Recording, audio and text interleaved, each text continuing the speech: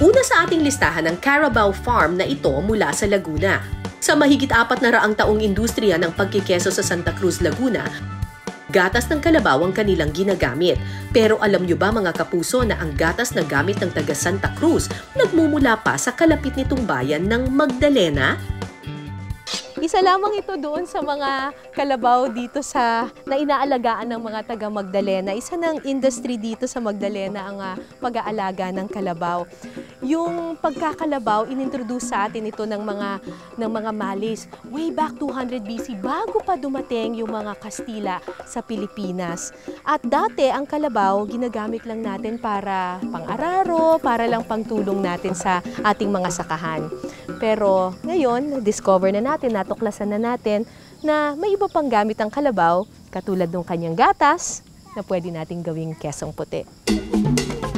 Bago namin gatasan, binusog muna namin ang kalabaw na si Marie.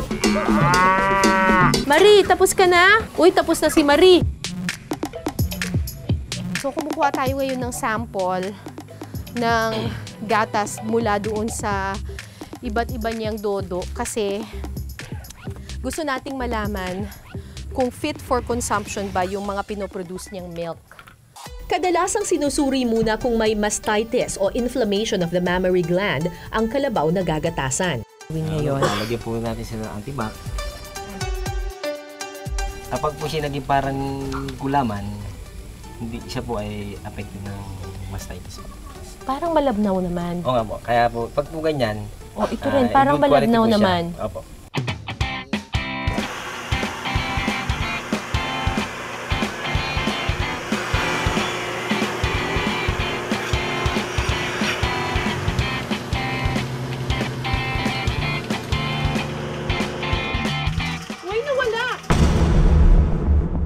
So, etong problema. Kanina sinimulan na natin yung paggagatas. So, kapag walang kuryente, anong gagawin? I-hand milking na natin po siya. Mano-mano? Yes, ma'am. Naku, mahina pa naman ako sa mga ganyang bagay.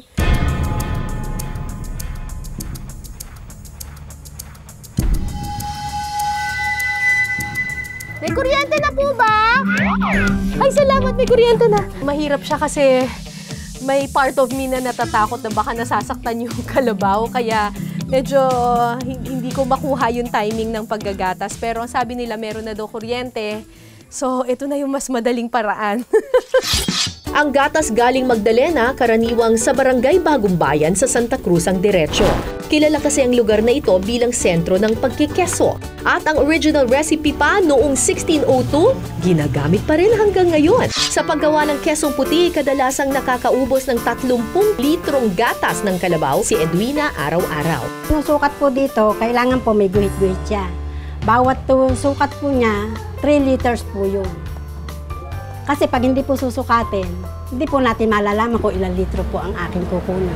Ang kanyang sikretong pampaalsa at pampasarap ng gatas, ang abomasum o fourth stomach ng batang kalabaw. Ang pinatuyong abomasum, ibinababad sa maligamgam na tubig sa loob ng 2 hanggang 3 araw. Ang kalahating tasa ng pinagkatasan ng abomasum, ihinahalo naman sa 5 litro ng gatas ng kalabaw para mabuo at maging keso. Ito po, pinapawisan na po ang gatas. Buo na po siya. Kinakailangang i-drain o salain ang nabuong keso. Pagkatapos salain, titimplahan ito ng asin at mano-manong hahaluin. Imomolde sa talulo. Palalamigin sa loob ng 10 to 15 minutes at ibabalot sa dahon ng saging. Meron na tayong kesong puti. Siyempre, hindi ko palalagpasin ang pagtikim sa kesong puti. Sabi ng mga matatanda dito sa Laguna, ganito raw ang kanilang karaniwang almusal noon pa. Hot pandesal na merong malamig-lamig na very, very fresh kesong puti.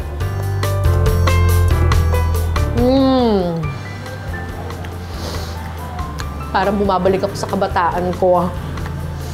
Nakakatuwa yung kesong puti kasi 1600s pa siya nung una siyang na-develop dito sa Laguna. Pero hanggang ngayon, pareho pa rin yung lasa niya. walang ipinag